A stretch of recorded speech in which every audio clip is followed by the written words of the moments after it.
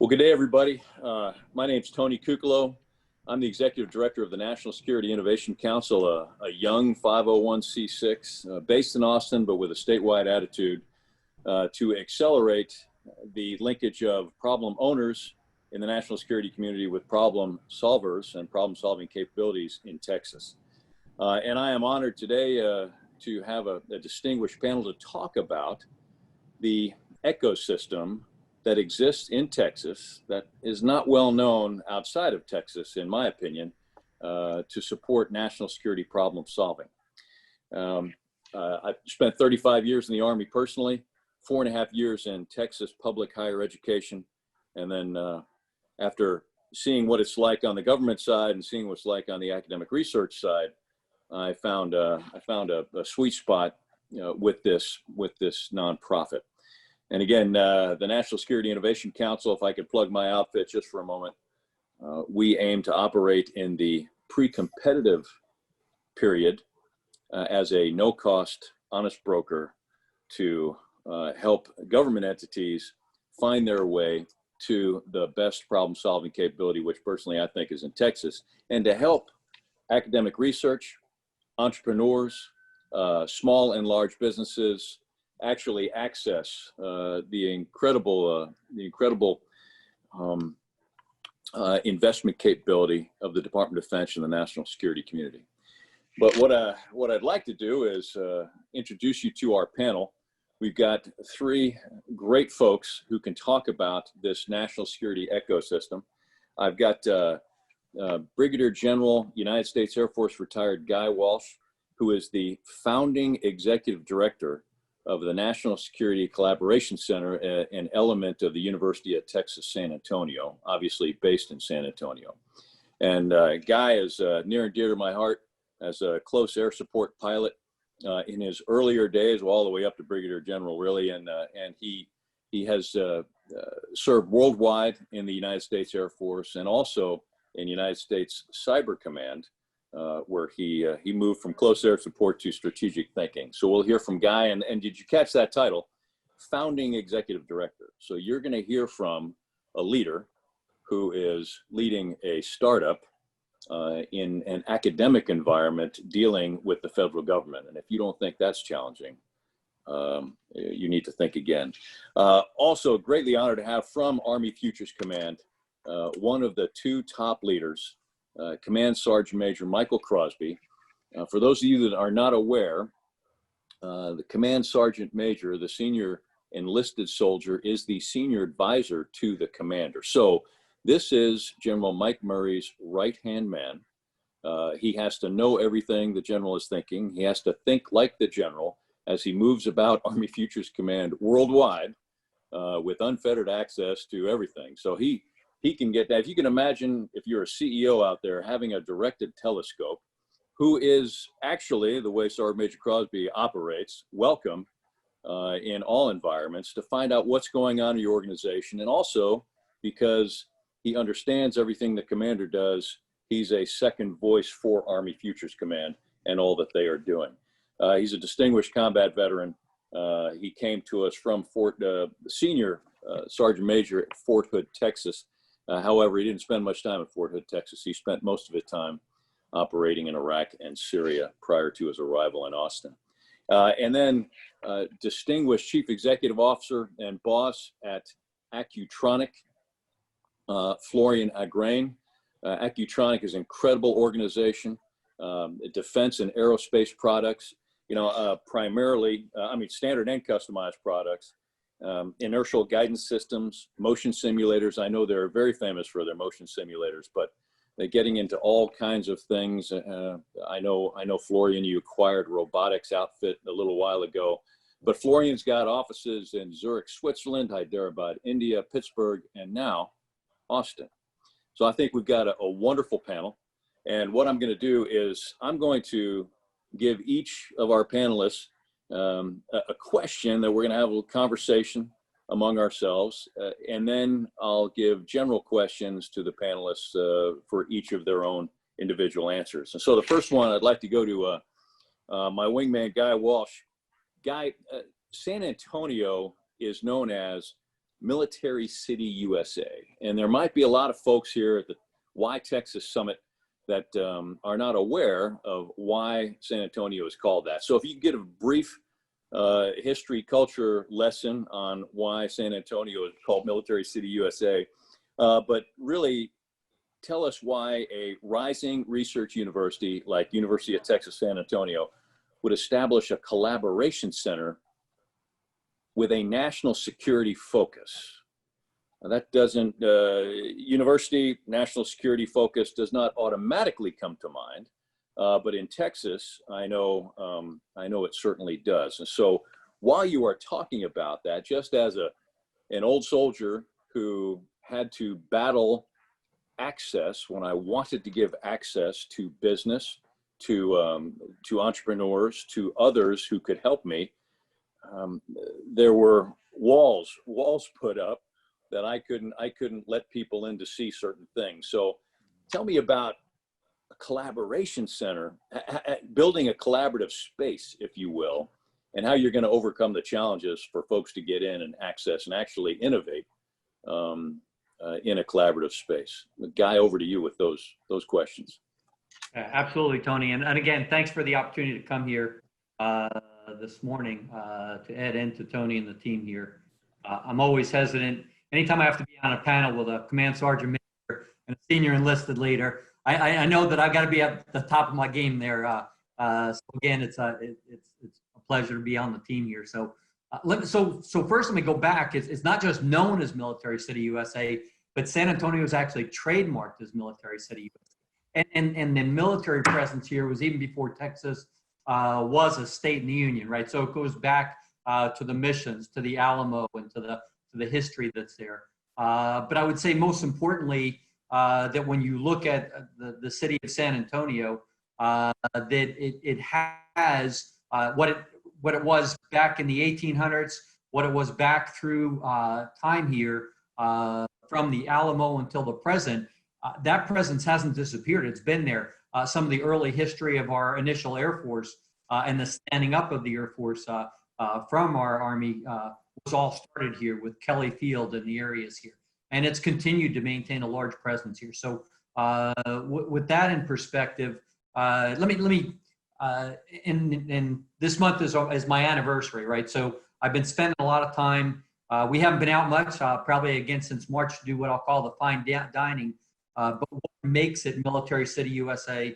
What are the ingredients that allow us to stand up, like you're saying, at a university, something that's looking at the national security piece? And so I'll simply equate it to the fine dining piece there. You need the right ingredients to start with that. You need the great chef and the leadership that's bringing the kitchen together. You need that amazing staff that's working that, and you have to build that inviting atmosphere. So let me start with the key ingredients, and it goes back to Military City, USA. Having come from Fort Meade, National Security Agency, and with U.S. Cyber Command, where I was for about 8 years there, there are only 3 other locations in the continental United States that have a major headquarters for the National Security Agency, right? Those are in Colorado, those are in Georgia, and those are right here in San Antonio, Texas. So that's number one, is we have the benefit of geography of being with that organization there. Outside of my last workplace at Fort Meade, there are only 2 other locations in the United States outside of the DC Beltway area that have the organizations that are doing the cyber mission and intelligence mission type pieces there for our services, right? And those are Augusta, Georgia, with Army's Cyber Command, our cyber, and here in San Antonio, again, with the 16th Air Force. And 16th Air Force headquarters here is not only the head for our cyber forces and the AF Cyber, Air Force cyber teams, but also is the lead headquarters for all of our intelligence, surveillance, reconnaissance, and those type pieces there. Joint Base San Antonio, the largest joint base on the planet in terms of that, with about 12 installations that we run, including Army North headquarters, right? So when we look at a lot of the defense support civil authorities, we look at the hurricane response, we're looking at continuously with the hurricanes this year. We look at the response teams and the planning and the execution of COVID-19 and supporting, whether it be with active duty, reserve, National Guard forces. That headquarters planning element is all right here in San Antonio with Army North, Lieutenant General Laura Richardson, and the Deputy Commander Bob Nathing there. So all of those are the key ingredients that make it possible to stand up something, an organization, to bring in the academic, the education, and those type pieces here within San Antonio. And we have that, I'll say, the population that is hungry for the education. For those who have been to San Antonio, you understand that it's a community. It's not just a big city. It is a community. And folks, given the opportunity to stay here and build that and build the tech center that we have here from San Antonio up through the Austin area is absolutely tremendous. Within our area, we're very fortunate to have, and I'm going to use the term the great chefs, because you highlighted the fact that I'm the founding executive director, but the groundwork and foundation for the NSCC were set long before I got here. And that was by University President Taylor Amy. That was by Admiral Bill McCraven, who at that time was the UT Chancellor.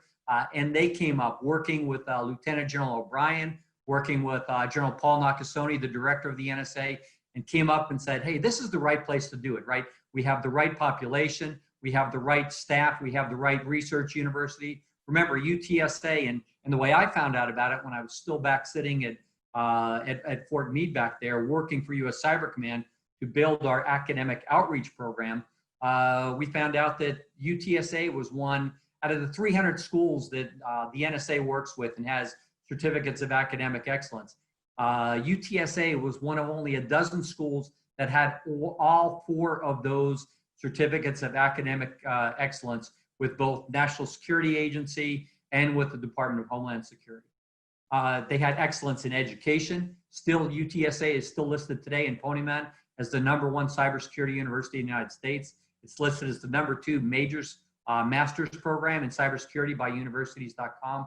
And so you had all those key ingredients and the key chefs that made it happen at that time, really being with President Amy, Admiral McCraven, and the others that helped to build that piece up there, right? The support of the town and that we get here is absolutely tremendous. We're about to break ground this fall on a $90 million world-class facility downtown, in the heart of downtown. And I will simply tell you that Mayor Ron Nirenberg and the team down there, they probably talk more about what we're doing at every presentation that they do here and to the broadcast. So having that relationship with the city and building right in the heart of our historic area next to Market Square, right down from the tech center next to the brand new federal courthouse, that location. And we'll talk about how we interact with the security areas there as we go on there. So it really is about some of the people that are making that happen. I will tell you that I was very fortunate to work at that time back at the fort with our commander here of 16th Air Force, Lieutenant General Tim Hawk, and working with the team from AFCyber and having those relationships and building the support we get from 16th Air Force here at San Antonio. I was also very fortunate to work with the commander of NSA Texas here, Colonel Aaron Drake and Mr. Bob Harms. And that team has absolutely brought the idea of saying we need to do our outreach. We need to work with our building our workforce for the NSA, for 16th Air Force, and building those folks out here. And so they are as built in and dedicated to the building out of our community that's working with that piece there. So that's a big piece of what we're doing. The support from our industry teams is absolutely tremendous. I know that at a later speaking engagement, you'll also have Mr. Jim Perschbach. Whatever you do, do not miss the presentations by Jim Perschbach and the team from Port San Antonio down here to see where industry is going, supporting national security and supporting what's happening here in San Antonio is absolutely tremendous. You'll also have the opportunity, I believe, to talk with Randy Herrick, and Randy working with Velocity and the medical community that's out here in terms of that, in terms of the building, in terms of the research that's ongoing. Tremendously involved both here at the university with our laboratories, but also with UT Health Systems and the health. I think there's over $1.5 billion worth of research annually in the biotech and medical area, and working hard on some of the COVID-19. You talked about the challenges of being able to develop and have the facilities, and it's really about that, building that inviting atmosphere that we have right there, right? So I would simply say that number one is we have great teams that are sitting in there. If you look at the National Security Collaboration Center, we've got about 50 plus partners. We have our national lab sitting here. Idaho National Labs, Sandia National Labs. In fact, Sandia has moved an entire division from Albuquerque, New Mexico, here to San Antonio to support the operations and national security with our 16th Air Force members and with our teams from NSA. We also have over about 40 different industry partners working here on different national security issues, everything from artificial intelligence, from 5G, and different areas there, supporting a lot of that research and technology. What I'd add is it takes a couple of those, what I'll call the champions. We've got some great organizations here, very particularly, we've got some folks that are here dealing with, on our nonprofits that are working the national security piece, the YTexas Foundation, Mr. Joe Sanchez and Mr. Chris Cook, working those challenges and working involved with the community and helping to bring the community together. It is important, and having worked at places like Fort Meade and the NSA, and Tony, you alluded to this a little bit, the idea that not everybody gets through every door. We need to have that outreach to education.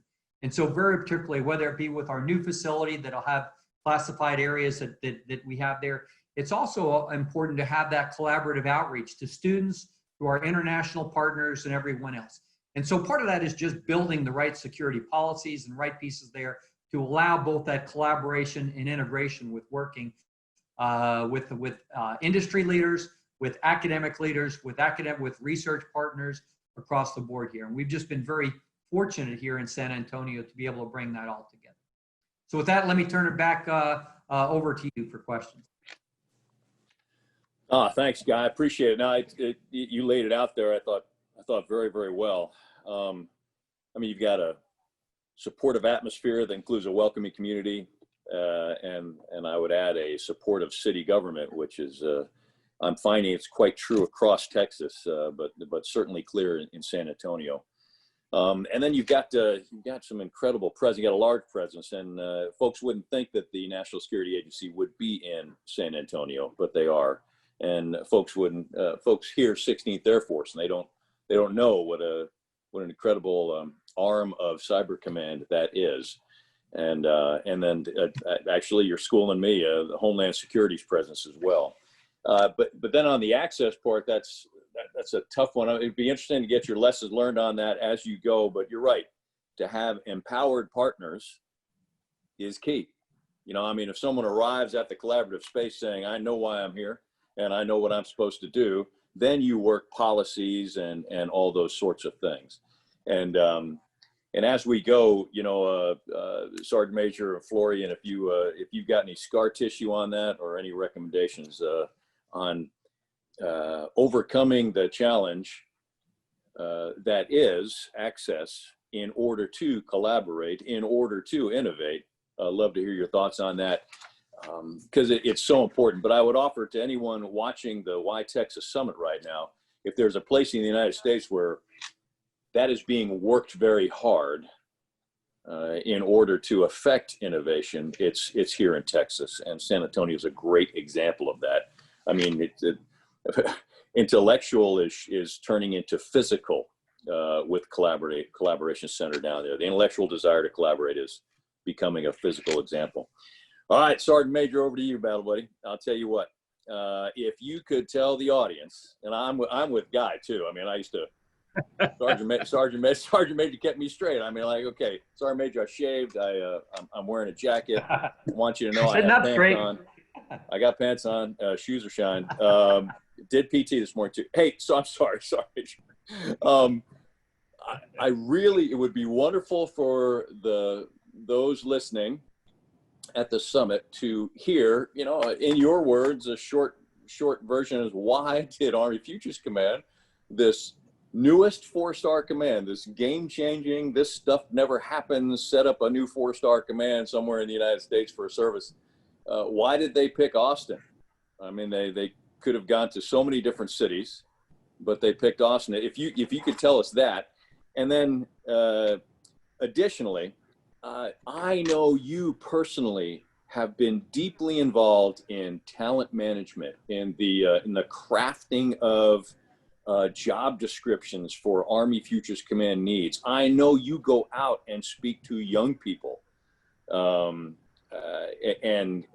so also for a quick burst on why Austin, but also could you tell the summit what you're seeing at the tip of the spear of the workforce needs for the future we face, which is technology rich. And I mean, the workforce needs, but if you could talk to both military and civilian, and I guess what I'm saying is, what would you recommend young people study to be best prepared for the workforce needs that we face? Over to you, my friend. Okay, hey, Tony, thanks a lot. And then for the audience out there, this is a big, huge undertaking that the Army decided to do, and this haven't been done since 1973, of standing up an additional Army command. The last time we did this was the Training and Doctrine Command is one of our biggest command that deals with accession and training, and also our Forces Command, which deal with readying the force to any combatant commander across the theater. And what I will kind of explain to you as Tony pinged the question, the current Secretary of the Army took a nice group of individuals around to do assessments. And it started out with 150 cities across the United States. And then he narrowed that pipeline down to 5 cities. And I will share those cities with you just in closing here. So Boston was one, Raleigh-Durham, Philadelphia, St. Paul, Minneapolis, Minnesota, and of course, Austin, Texas. And what he would tell you if he was talking to you directly in this summit right now, for those cities pretty much stated, what will Army Futures Command do for us? And as we migrated and traversed across the Midwest out here to Austin, Texas, and in the state of Texas, they pretty much told the current Secretary of the Army right now, what do you need us to do for you? And so you take this ecosystem of startups, entrepreneurs, industry, and innovation hub. It allowed us as Army Futures Command to get on the ground floor as it was becoming more mature. So we could connect inside of that academia pipeline. We connect inside of that startup pipeline. We could connect inside of the entrepreneurship pipeline and also the big innovation hub. And so you start to build and establish those relationships within that ecosystem, and that's how you kind of branch those tentacles out and kind of establish a ground base or a foothold and start doing something that the Army had a big undertaking and established a new Army command. Good deal, Sergeant Major. And I tell you what, being a spectator on that process, I thought it was very interesting that this is would you agree this is a culture change for the Army to come to a place like Austin and plan a headquarters? And one of the things I recall Secretary McCarthy saying was one of the attractive things was the attitude that, you know, failure is part of the process. You got to try and fail rapidly. And you know, on the road to discovery, failure was an option, which is something that all the services, the Department of Defense, because, well, they're held to a very high standard and it sometimes gets rather political. They're not allowed to fail, but in what we're trying to do, this national security problem solving, I mean, you have to try and not everything's going to work. Is that part of clearly the attitude of the state, as you said, the attitude of the community, and you mentioned that ecosystem, but within that ecosystem, it's that attitude that it's okay to try and fail. No, absolutely, Tony. And the other thing that I would like to caveat and just kind of let the audience know is the headquarters is centrally located in Austin, but the entire command is spread across 26 states, 11 countries, and 5 continents. And that's about 26,000 of the Army scientists and engineers. And those are the level pullers that we have out there that is supporting the command. And also the ones that support us is what we call the 75th Innovation Command. There's a reserve component, and they're actually considered our tech scouts. And they're co-located in major cities across the continental United States. Then our subordinate commands also that help pull those levers too is our Medical Research and Development Command is up in Fort Detrick, Maryland.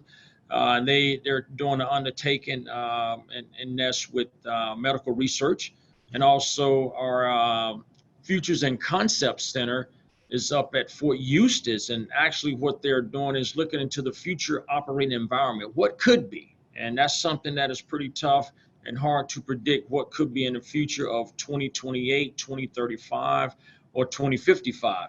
And also we have our Combat Capabilities Development Command, and they're nested with the prototyping facilities.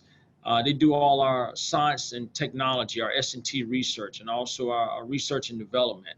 And also a small entity of that is also up in Boston, Massachusetts, the Soldier Center. And I think you alluded to it earlier. We have what we call the Artificial Intelligence Center, and that's located up in Pittsburgh as well. And they're connected with the Carnegie Mellon University as that hub of artificial intelligence. And then co-located with us here in Austin is the Army Application Lab. And that is a organization that reaches out with its tentacles to some of those non-traditionals and also some of those big primes to take soldier-inspired innovation problems and see if some of those big primes and non-traditionals have a technology or a software solution to solve that problem. Yeah, that's great. Yeah, you've got nationwide reach in some incredible places. And the heartbeat is here in Texas, where a Texas business or entrepreneur could find out what problems need to be solved, and maybe have a hand in solving them. That's great. Hey, Sergeant Mate, I have heard you and seen you stand in front of, in particular, a middle school audience. And you are magical when you're talking to kids.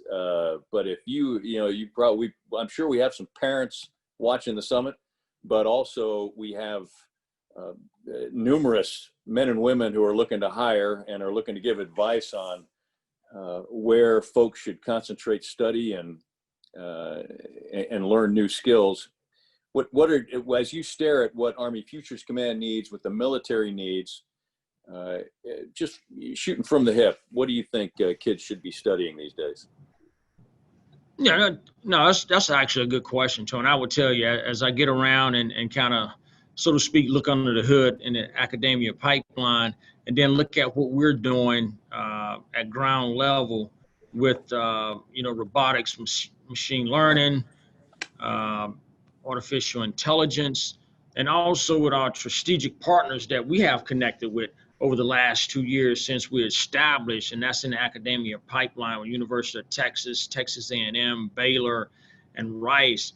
I would tell young men and women, and it's their choice, but based off my experience of the last several years and looking at what our competitors are doing or our adversaries are doing based off the national defense strategy, I would say science, technology, engineering, mathematics, and science. STEM is huge.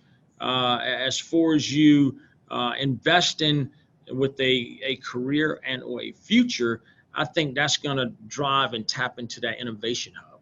And we're taking a holistic undertaking as well, is to establish something here locally, a software factory.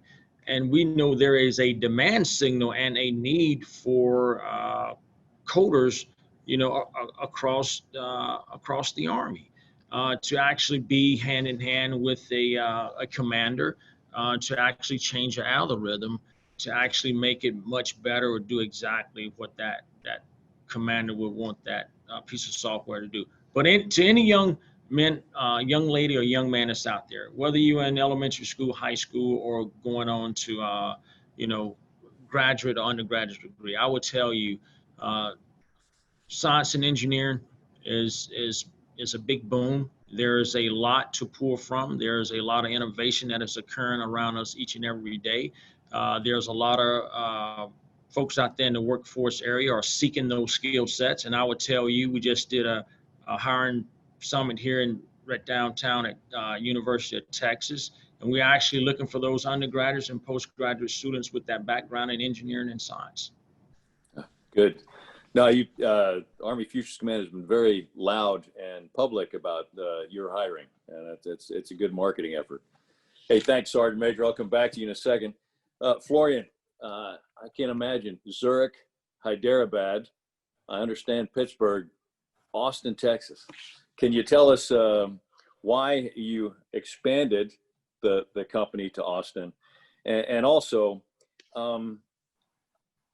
you've been working with defense and national security entities, not just U.S. but international.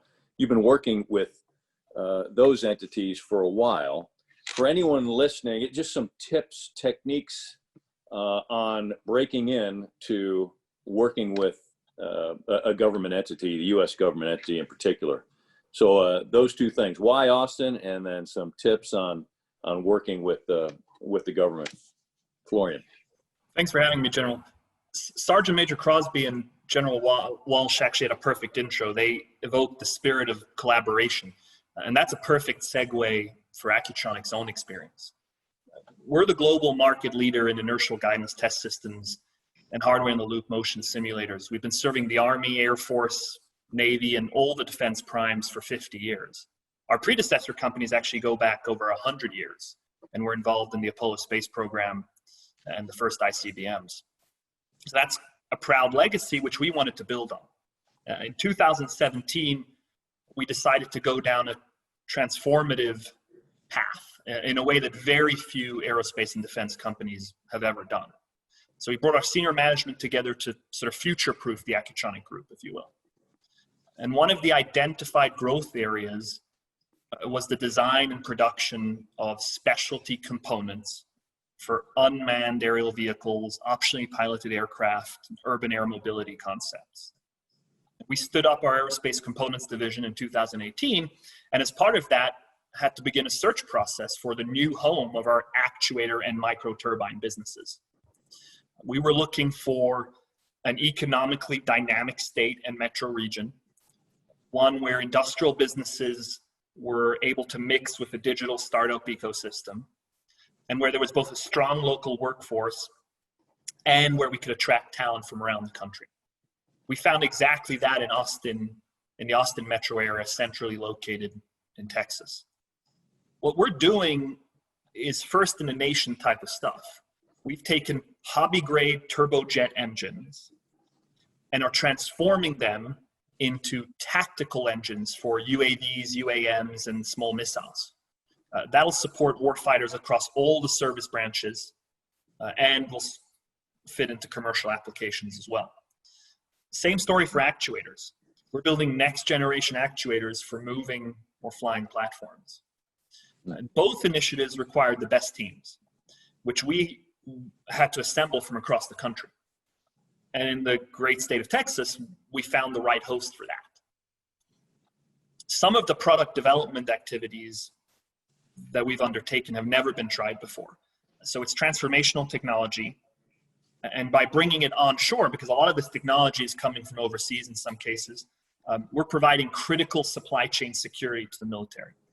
And it directly supports the narrative that's been built around Army Futures Command, AFWorks, and other institutions in the area.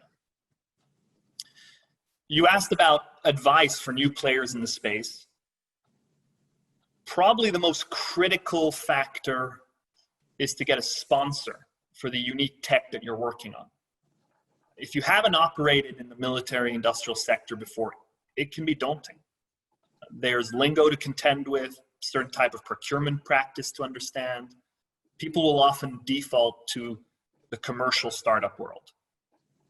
Acutronic takes the exact opposite approach.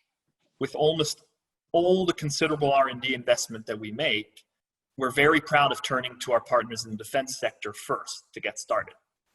In our experience, the government's one of the best sources of customer funding, You just have to find a way to get started. And Army Futures Command, AFWERX, those other institutions I was referring to earlier, that's slightly easier now for my counterparts who may have less of a history than we do in the sector. Yeah, that's how I'm sitting here smiling, because I'm recalling pain of trying to break in. But you're right, and you know, I didn't put it together. Your track record and experience helps you understand which paths to take and which paths to avoid, perhaps. But also, you highlight that the government itself, particularly the Department of Defense, is changing. I mean, the primary examples are Army Futures Command landing in Austin, AFWERX, for those of you that are not familiar, AFW, ERX, I hope I got that right, but AFWERX is an innovation hub for the United States Air Force, who has very attractive permissions with small business investment research contracts. They've got a checkbook that they can use for innovation, and the Air Force has really broken the code on that, I think, and doing very well. And I know Secretary McCarthy, the Army wants to follow suit, and that the Navy has got their own sort of thing as well. But yeah, I'm with you, and I can only imagine what it was like leading Acutronic through a transformative effort as you did. I mean, a company like yours is, I mean, culture, tradition, and history matter. So I'm sure that was a challenge. Future-proofing the company is that's a great term, and I admire you for getting through that. But you also highlighted a key thing is all those things you're doing. We now have to take pay greater attention to the security aspect. I mean, some of the supply chain security, all aspects of security, because of the theft of intellectual property and everything else going on in the world today. But Florian, thanks very much. I can only imagine what it was like trying to move the company through that. You said it. You take your knocks. Change management's important. We're working on different levels in terms of supply chain security, value, price points, and new technology, of course. Great. Okay, team. We've got about 10 minutes to go. And so what I'd like to do, we're going to do a little bit of a lightning round. And I'm going to hit you with a question. Give me a blast in 2 minutes or so on what you think. And I wanted to ask for the summit folks listening, I've got 3 great panelists here.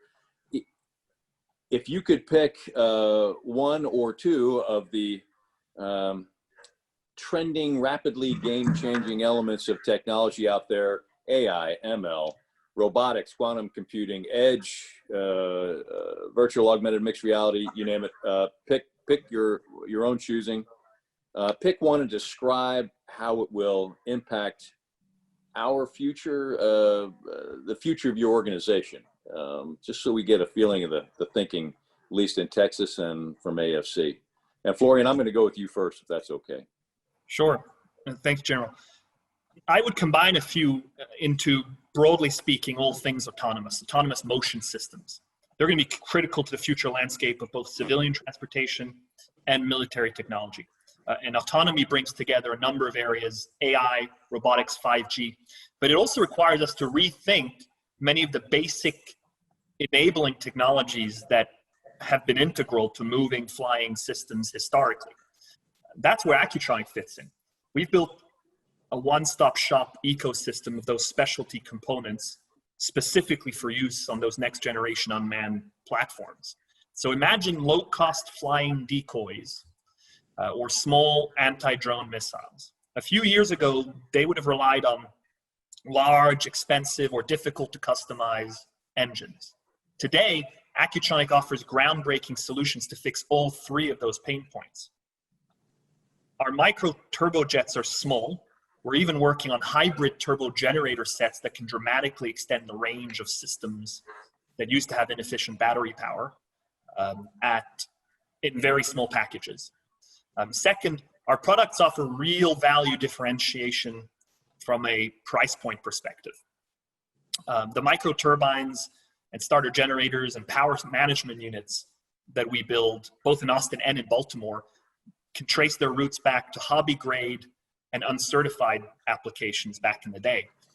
It's always easier to upgrade an existing design than it is to downgrade something in an attempt to take out cost.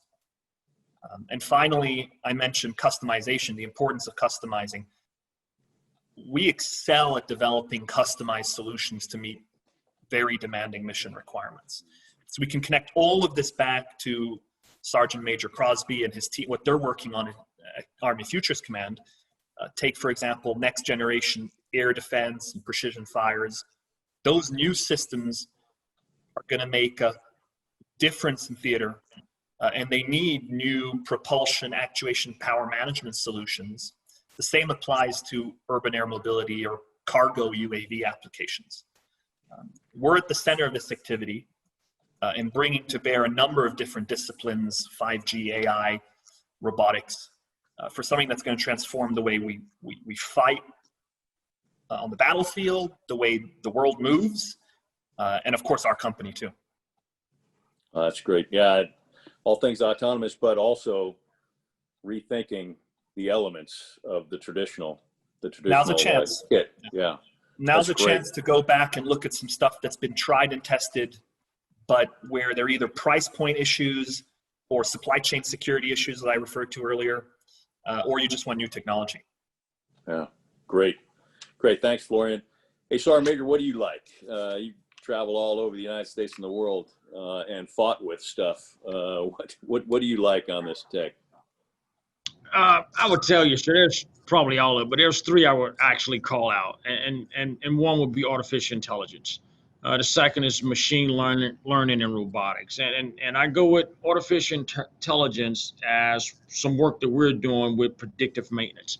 Just like we get in our own probably own vehicle, it would tell us when it's time to do a service. So we want to take that artificial intelligence and that machine learning and put it across our pacing item fleets so it can give that organization an idea, time, when, and location to say when it's time to bring it in for service. We have that technology also is currently being on our aviation platforms. And I would tell you, it's very powerful. It gives that commander that right at the edge opportunity to know when his or her fleet needs to go into a maintenance situation. The other thing I would tell you is machine learning. And you probably, and all of us probably familiar with this too. We give a young man or a young lady some flashcards to actually learn how to do vehicle identification of friend and foe vehicles. And if they get an 80% pass rate, we put them behind a 120 millimeter smoothbore cannon and turn them loose. We can take that same machine learning algorithm and have it to look at those various vehicles and then increase that predictive rate up to about 90–95% where we're using flashcards. And the third and final one that I would say is robotics. One of our most dangerous missions that we do in the Army as the ground force is to breach a complex wire and mine obstacle. The second data point is subterranean operations.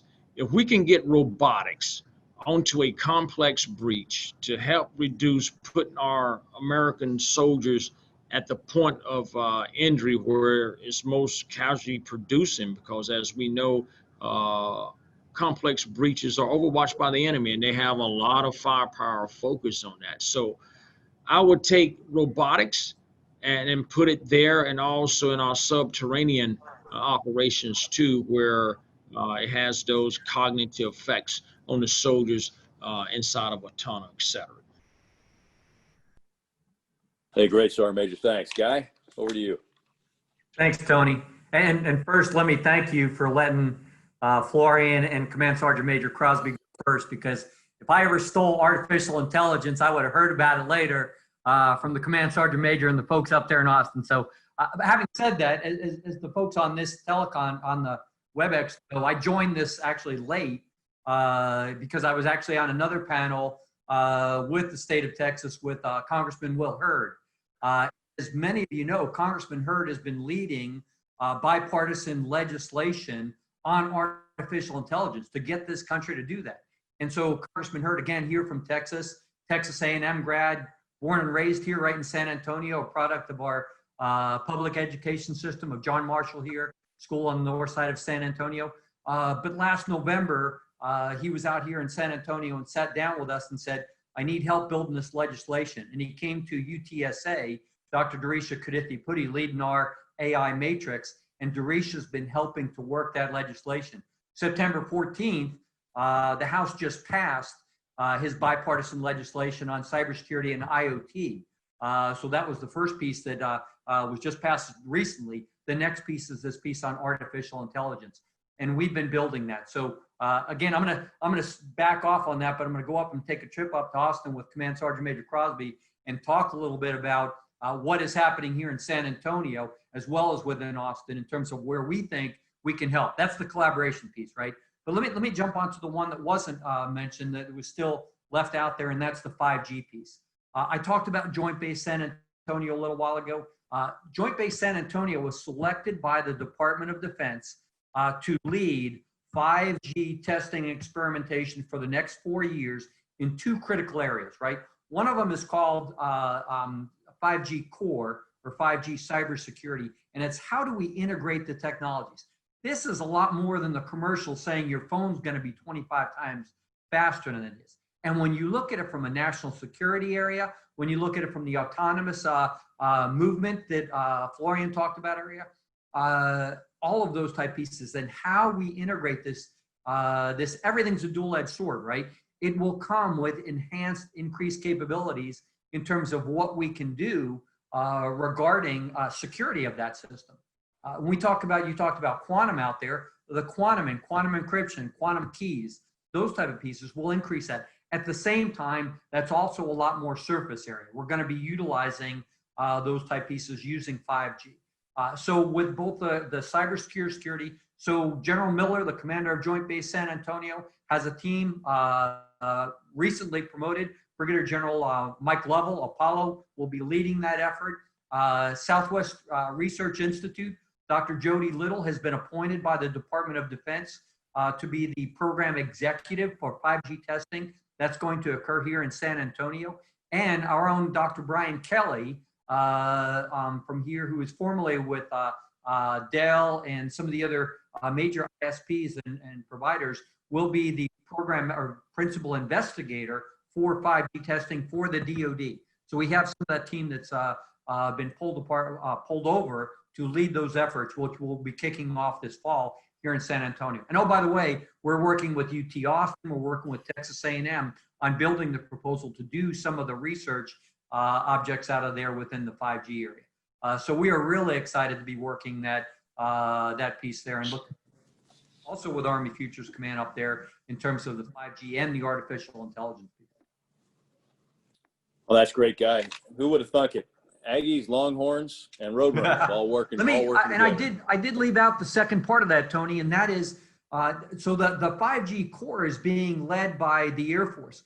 The Army is actually leading that second part, which is 5G integration into telehealth and telemedicine, and bringing that type piece in there. And if you can imagine, if you have to go into the battlefield of tomorrow and you're trying to get there with what we are doing right now in Afghanistan with our combat rescue teams and with those type of things, what about when you have that denied environment? The ability to go in there and do something, with autonomous surgery, remote robotics, to be able to actually perform surgery or emergency casualty care on the battlefield with robotics. That will all be enabled by 5G. And so our teams down here with whether it be Wilford Hall, Brooks, now the San Antonio Medical Center, SAMC, bringing that all together. That's the other half of the 5G work that's going to be happening down here, at least for the next 4 years, but I will tell you for the next decade. And that will be being run by the Department of Defense with R&E, but also very specifically under the auspices of the Army. That's great. Thanks. Yeah, that we underplay the medical aspect of this, and that's so important. And there's groundbreaking work there and opportunities with the federal government in that area as well. Well, Well, teammates, thank you so much, Sergeant Major Guy, Florian, for this a great panel. I really enjoyed it. I want to thank Ed Curtis and the YTexas Summit team for allowing us to talk about national security. Now, we spoke heavily about San Antonio and Austin, but I'm telling you this, supportive, welcoming, growing, and cutting-edge effort to solve national security problems is alive and well across the entire state, from El Paso to Tyler, from Houston to the Panhandle. And it's really wonderful to be a part of that. And so with that, I will end this particular panel. Thanks everybody for listening.